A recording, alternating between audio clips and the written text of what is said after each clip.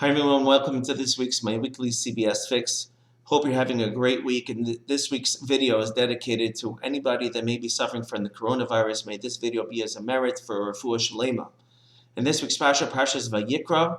So Hashem calls out to Moses to the tent of the meeting. The pasuk says, Vayikrah Moshe vayidaber elav Hashem me'ol moed lemar. Hashem called out to Moses, and he then spoke to Moses in the tent of meeting, saying over the following laws regarding the upcoming sacrifices.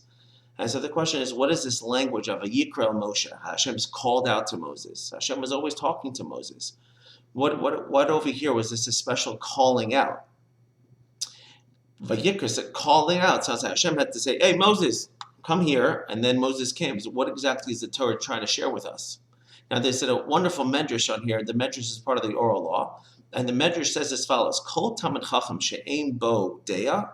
Any Torah sage that does not have any deya usually means knowledge, nevela tova hemenu, a carcass is better than the Torah sage. Now, what does that mean? What exactly does that mean? That a Torah sage that doesn't have any knowledge or any, as we'll see, derech eretz, decency, a carcass is better than. What does that mean? And the medrash continues, and the medrash says that Moses was the Avi HaChachamim. He was the father of all wise people. And he was also the Avi HaNaviim. And as he waited to be called. Now, what does that mean? What does it mean to be the father of all Chachamim, or the father of all people that have prophecy? How do we define who is a Chacham, who is a wise, or somebody who's wise? It's got nothing to do with your brain power. It's got nothing to do with your IQ or how fast you can process information.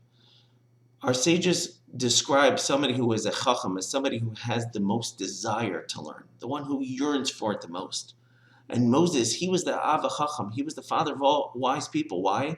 Because he desired to study Torah with Hashem more than anybody else. And he had the desire for prophecy more than anybody else. So here you have Moses. He's waiting outside the tent of meeting to be able to study Torah with Hashem. But does he run in? Does he just run in without being called? No. He had to wait. He had to wait for Hashem to call out to him. You know why? Because that's the proper thing to do. That's the proper code of conduct. That's the decent thing to do. You don't just barge into Hashem's house. And when Hashem called him, that's when he went in. That means that he took his desire to learn and he put it on hold until Hashem was actually ready to hear from him. Why? Because he knew that it was even more important that he should have the simple decency of proper conduct between Hashem and himself. And so therefore, any Torah sage that doesn't have decency, a carcass is better than him. That means that Torah sage smells actually worse than a carcass in Hashem's eyes. His soul is lacking so much that to Hashem he smells worse than a carcass. That's why a carcass is better than him.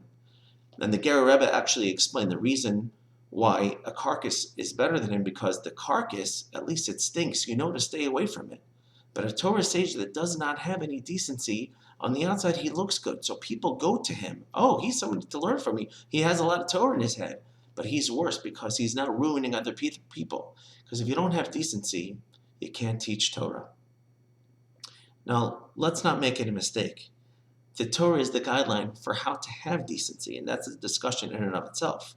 To have decency, when to be decent, when to be kind, how to be kind, and to whom to be kind, that you need, of course, you need a Torah for that as well.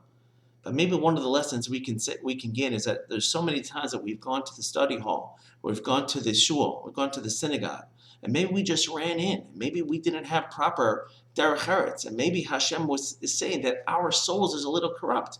It doesn't matter how much Torah we maybe have in here, but if we don't have common decency, if you don't have decency, we just barge in, we don't have the proper respect for the shul, maybe Hashem is upset. Maybe. Just a maybe. But this is the idea that I want to share with you, that Moses himself, no matter how much desire he had, he also knew there had to be simple decency. Without simple decency, you'll simply be a carcass. Have a great Shabbos. Thank you for listening. Stay safe, stay healthy, and may Hashem bless you in all ways. Be well.